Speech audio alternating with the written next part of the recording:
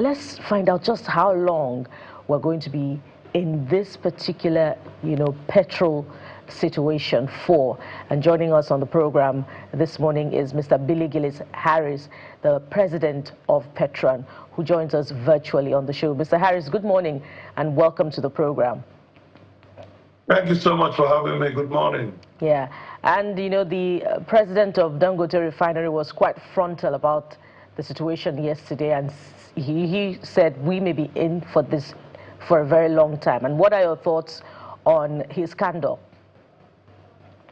Well, his candor, I'm completely unable to analyze that, but I think he's speaking the truth. His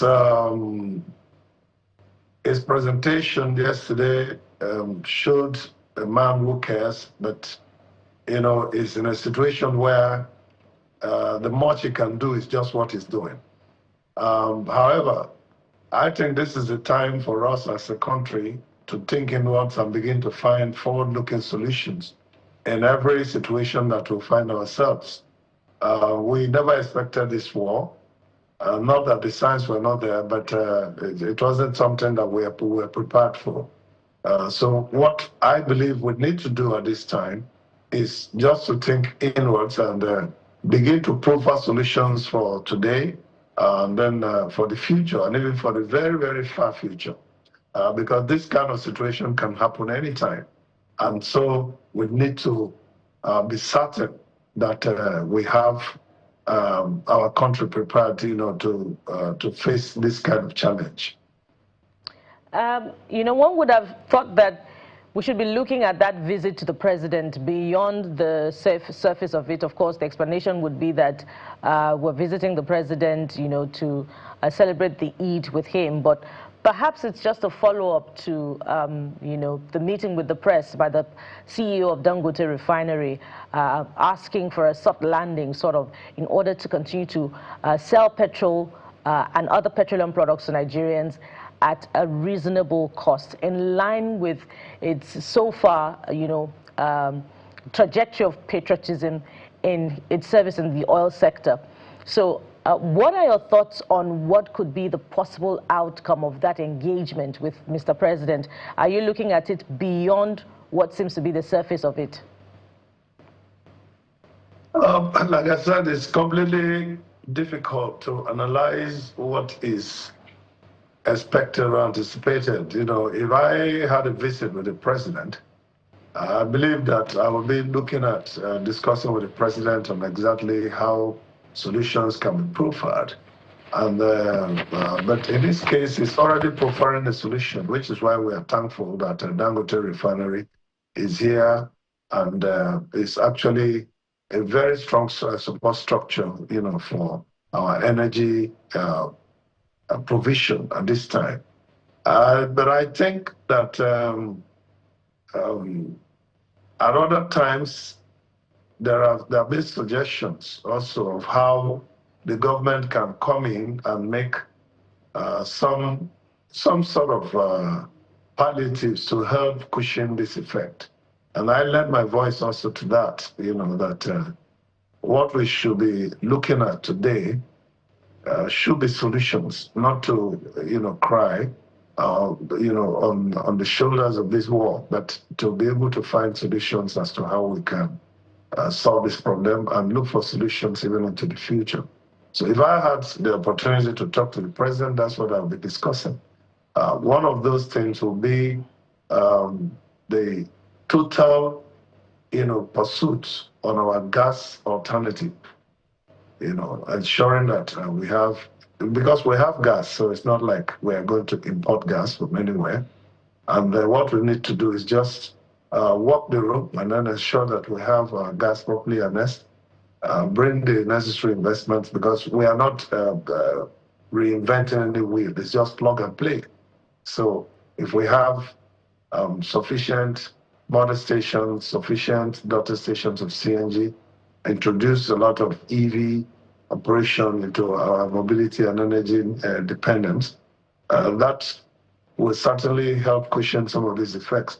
But in the interim, what I would have recommended is, could there be some sort of urgent intervention to cushion the effect of transportation, and also appeal to the transport owners, especially commercial transport owners, that we need to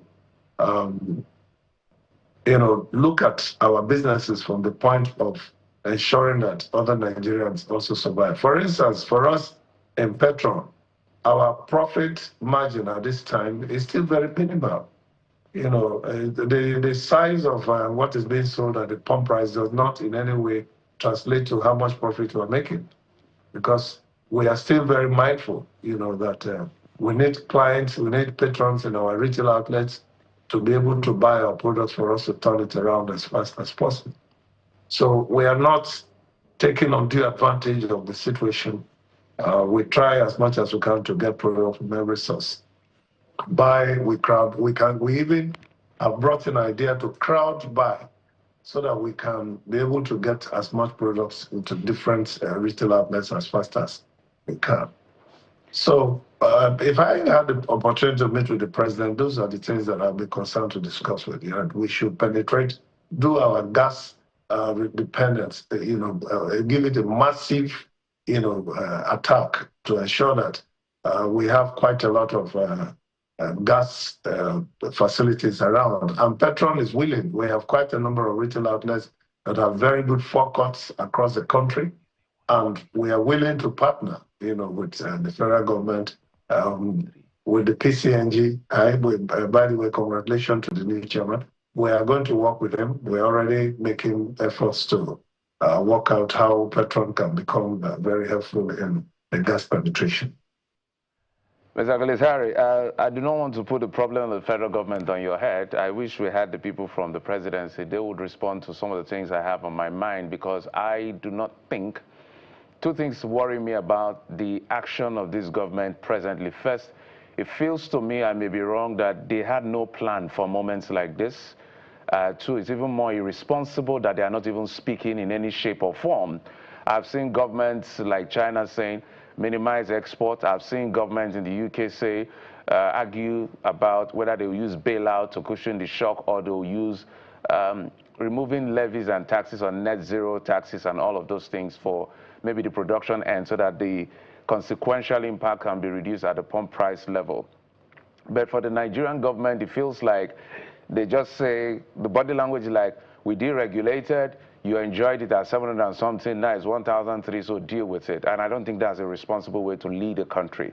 So let me speak to you for what you can respond. What kind of production incentive or in that value chain do you think can happen that would help the impacts on citizens in Nigeria? Because the twin policy of government, Nigerians are still feeling the shock. We can see the good numbers from the macroeconomic end, but it hasn't compounded down to the man on the street, and now this is an additional burden. Great work by the Oyo State governor for even giving a wage award or something. I don't know what it's called, 10,000 naira, just to cushion the effect. The federal government is not even saying anything. So talk to us about what can be done from your end. By your end, I mean from the midstream or downstream, if you can also extrapolate into what can be done in production to help, cushion the impact of this shock. Well, in my opinion, I really don't think the government is not saying anything, that they are not coming out to the press to shout what they're doing does not mean that the government is not doing something. I'm very certain that the president we have is a very keen watcher and listener of events that facing Nigerians. And I believe that certainly his thoughts are how to keep reducing the burden of Nigerians. And I'm not risking to speak for the president or for the federal government. Mr. Aguilar, without trying to cut into your thought, that's why I said I don't want to bring you into the problem of the presidency. This is 24th of March. This war started 28th of March. We've seen bigger countries with bigger economies, with legacy issues sorted out. We are a developing country. We've seen them take action. They are even debating what form of action is good for its citizens. I stand on what I said, that this government is not responsive enough at this moment. at least speaking now, you're not running a cult, you're running a country. People are angry, people are agitated. They know you did not cause the problem. But what are you going to do to help the impact of the problem? That's what I mean, sir. Well, for us, we're already doing what we need to do. We, first of all, we seek to make sure that our retail outlet stations are wet, regardless of the challenge. The challenge is enormous on us. When prices change, we must have to look for how to make the differences and then get our tickets in the system to be able to load our products to take to our retail outlets. Whether we're buying from those who have bought from Dangote that are reselling to us, or we're buying directly from Dangote, whichever way. That's one very critical thing that PETROAN members are doing to make sure that our stations are wet and that petrol is available. And again, we are grateful to Dangote for making this possible in the country, because I don't know what would have happened if we didn't have a Dangote Refinery in Nigeria at this time. The other thing that we are doing is also to still make sure, that our members try to put a human face to the business. So we are not taking undue advantage of the situation. Our prices, our margins are still very minimal, and we are not taking undue advantage of the situation. The other thing that we are doing is also advocating to the government, to the authorities, to do as much as possible to ensure that there is some kind of a palliative that is coming in to cushion this effect. Because at the end of the day, we all go to the same market, regardless of who you are. Whether you are, an executive, or you are the legislature, or you are the judiciary, or you are just the common Nigerian, we end up in the same bucket. So whatever that can be done to make sure that the prices of food don't shoot up, the price of transportation are kept within affordable range. So that's the other thing that we are doing, and I think we are doing it very respectfully and very productively. To call on the attention of the government to see how this can be done. So that's all that we can do for now. Well, two questions as we wind down, Mr. Gillis-Harry. First, what is your cost makeup like, the mix? How do we have petrol selling at 1314? How did it get up to that point? What are the different components that make up that particular price? Because if we're able to see that, then we can say, okay, maybe this one we can tweak it a bit, remove it, so we bring down the price. That's on the one hand. Secondly, there are a lot of people seeing this play out and they say, aren't we stuck right now, just having to depend largely on Dangote Refinery? I wonder if that makes any difference for you, particularly for those who are saying, well, we warned you, we shouldn't get to this point, there should be plenty options for us. Would that have changed anything in any way? So two questions, the mix of the cost and then having more players in that sector. Well, I will start with the last question. The last question is very critical, that we're in a situation where today we have Dangote Refinery being coming to the rescue. It's a welcome idea. It makes Nigeria stronger in this, in the Committee of Nations in the downstream operations, the refinery space. However, it would be much better if we had every possible valve opened. And that's why we called on NNPC to get back to work and see how these refineries can just start to run to life. We are very aware that we followed through with the developments in the refinery, and we know how much support and how much encouragement we give to the NNPC management at the time to ensure that that refinery is working. Now, we still do, because we are their prime patrons. We are the ones that take from the refinery, and we still call on them to at least, first of all, look at those two refineries in Port Harcourt that were already producing and still producing, I believe, at this time, even though we are told that it's commercially not viable, that they should run to life. And other refineries, private refineries that are coming, Bua Refinery, Ezekiel Refinery in Bayelsa, and a few other refineries in the pipeline, we should be able to see how this works. But it's not chicken change. The size of investment is humongous. So I can also tell if work is slow, maybe the source to get funding to do that is not coming as fast as it should. So that's what we say. I will still call on the authorities to give NNPC the best support to make those refineries to come on stream as fast as possible. And that is one solution that we think should be done. For our pricing of petroleum products, so let's just look at how I can explain it. You buy petroleum product from Dangote at 1,275 naira, and then you're going to pay the cost of logistics.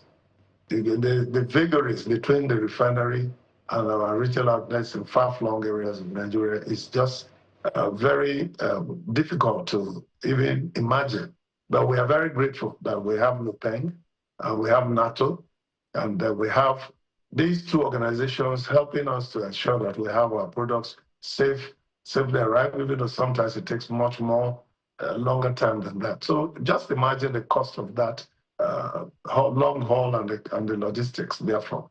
So if in our retail outlets we are seeing products at say 1,300, look at the difference. The difference is very minimal. And I know that some because I'm in Port Harcourt today.